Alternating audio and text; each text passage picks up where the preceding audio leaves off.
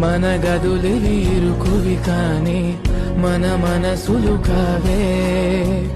ఎగరడమే తెలియదు గాని ఏ గొలుసులు లేవే నువ్వు అన్న ప్రతి ఒక్క మాట సరిగమ పదని సపాట గుండె కూడా చిందులేసేనంట చూడే ఈ పూట ఓ